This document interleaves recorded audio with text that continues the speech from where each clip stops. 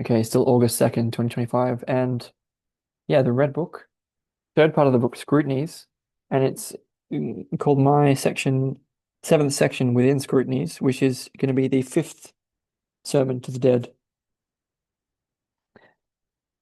A short one. When the following night came, the dead approached noisily, pushing and shoving. They were scoffing and exclaimed, "Teach us, fool, about the church and Holy Communion." But Philemon stepped before them and began to speak. And this is the fifth sermon to the dead. The world of the gods is made manifest in spirituality and in sexuality. The celestial ones appear in spirituality, the earthly in sexuality.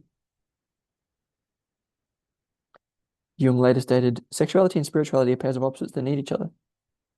Going on. Spirituality conceives and embraces. It is womanlike, and therefore we call it mater coelestis.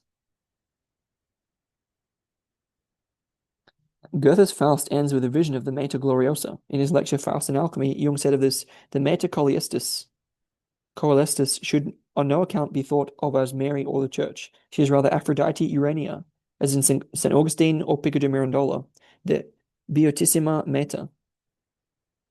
Okay. It is spirituality conceives and embraces. It's womanlike, and therefore we call it the Mater Coelestis, the celestial mother. Sexuality engenders and creates.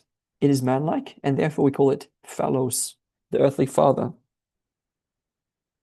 Black Book 6 has phallus. Um, Jung noted transformation symbols of libido.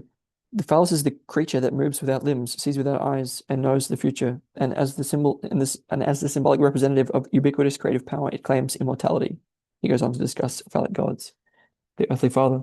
The sexuality of man is more earthly. That of woman is more spiritual. The spirituality of man is more heavenly. It moves toward the greater. The spirituality of woman is more earthly. It moves towards the smaller. Toward the smaller. Mendacious and devilish is the spirituality of man. It moves toward the smaller. Mendacious and devilish is the spirituality of woman, and it moves toward the greater. Each shall go to its own place.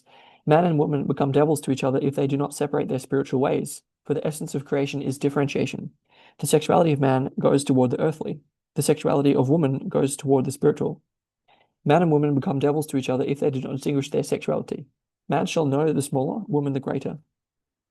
Man shall differentiate himself both from spirituality and sexuality. He shall call spirituality mother and set her between heaven and earth. He shall call sexuality phallos and set him between himself and earth. For the mother and the phallos are superhuman daemons that reveal the world of the gods. They affect us more than the gods, since they are closely akin to our essence. Black Book continues, the mother is the grail, the phallus is the spear. If you do not differentiate yourselves from sexuality and from spirituality, and do not regard them as an essence both above and beyond you, you are delivered over to them as qualities of the pleroma. Spirituality and sexuality are not your qualities, not things you possess and encompass. Rather, they possess and encompass you, since they are powerful daemons, manifestations of the gods, and hence reach beyond you, existing in themselves.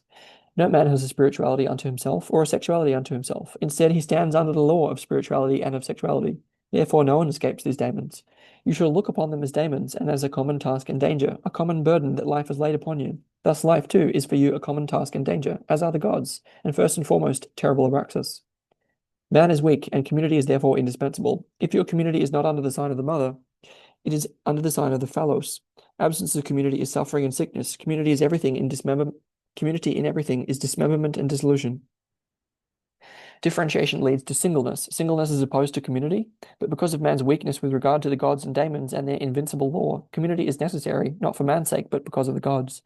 The gods drive you to community. Insofar as the gods impose community upon you, it is necessary, more is bad. In the community every man shall submit to others, so that the community be maintained, for you need it.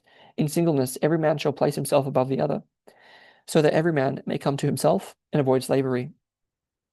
Abstention shall hold good in community, extravagance in singleness. Community is depth, singleness is height. Right measure in community purifies and preserves, and preserves. Right measure in singleness purifies and increases. Community gives us warmth. Singleness gives us light.